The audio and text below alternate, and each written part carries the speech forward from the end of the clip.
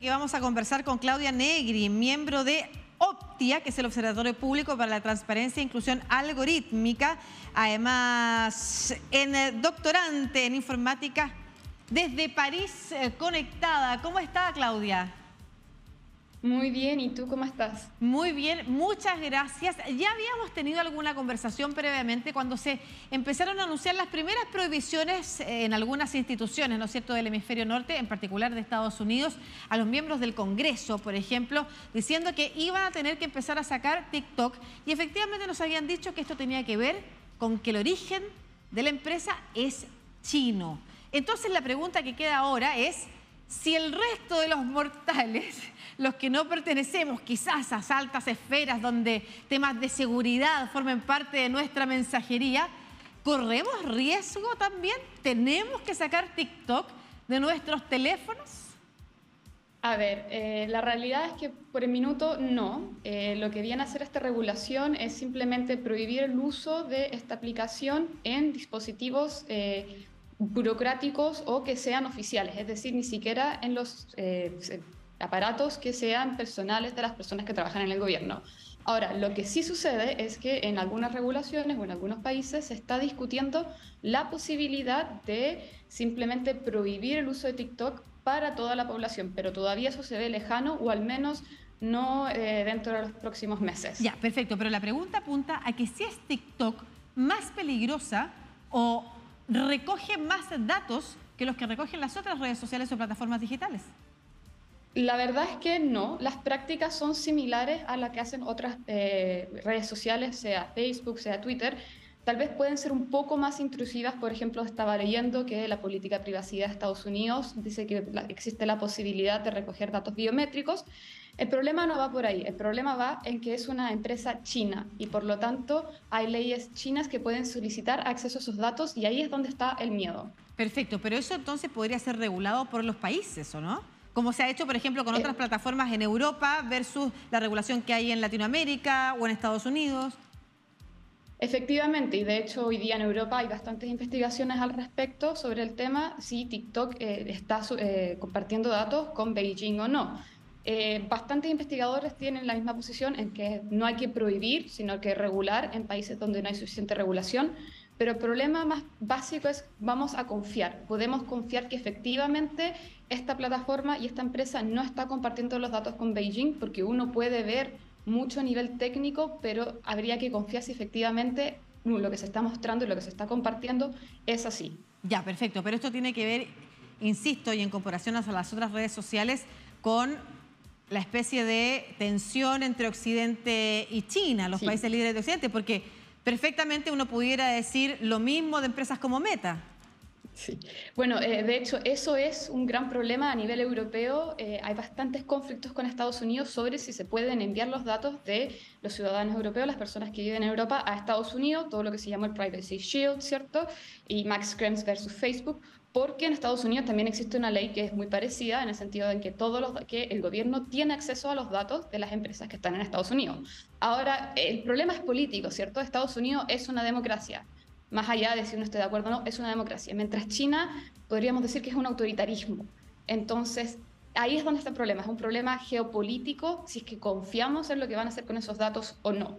Pero efectivamente sí hay conflictos, por ejemplo, entre Europa y Estados Unidos sobre qué datos se pueden enviar y si hay acuerdos o no. Y básicamente esto tiene que ver con que hay como incapacidad de parte de las instituciones públicas hasta el momento de poder saber con certeza si cualquiera de estas empresas está usando nuestros datos, como por ejemplo se usaron para campañas electorales sin nuestro permiso.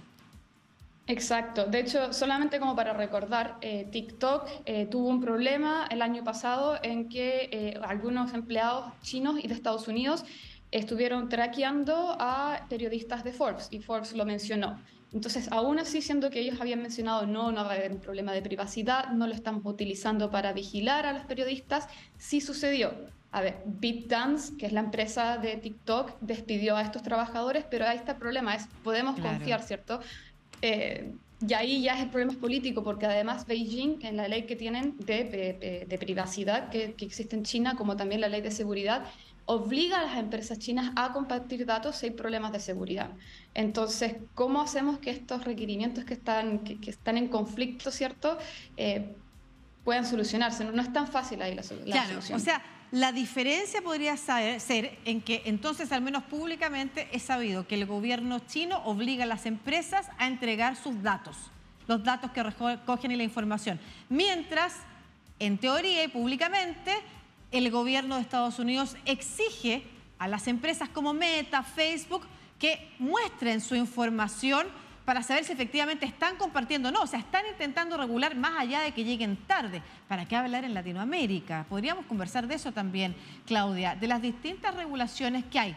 A propósito de la incapacidad que tenemos, o sea, la incapacidad la tienen de partida en el Congreso de Estados Unidos, razón por la cual tienen que eliminar de frentón estas redes sociales, pero más allá, entonces nosotros como ciudadanos comunes y corrientes tenemos menos posibilidades de saber o constatar cuáles son los datos nuestros que se están recogiendo sin nuestro permiso y que no sabemos además cómo van a ser utilizados en un futuro, en 10 años más. ¿Cómo va a estar el mundo? Exacto. Nuestros datos van a haber circulado por todas partes. ¿Qué sabrán de nosotros? Y en ese sentido, los estados o los bloques como la Unión Europea han tomado decisiones distintas. Latinoamérica, ya que estamos saliendo a toda Latinoamérica a través de DNews, ha estado mucho más retrasada, ¿o no?, en la protección de su ciudadanía respecto a estas empresas y lo que se les exige. Sí, a ver, existen legislaciones en otros países que sí son a nivel modernas en datos personales, por ejemplo Paraguay o Brasil intentó, con algunas críticas, ¿cierto? Y existen otros países donde faltan y después están estos países entre medio como Chile que llevan tratando de realizar una legislación moderna, pero lleva ahí varios años en el Congreso. Entonces, Latinoamérica no es que todos los países estén mal, hay países que tienen regulación moderna, de hecho hay países que están en el convenio 108 más, que es el convenio de la Unión Europea respecto a la protección de datos, pero sí a nivel general no estamos tan avanzados tal vez como puede ser la Unión Europea, Estados Unidos, Japón u otros países.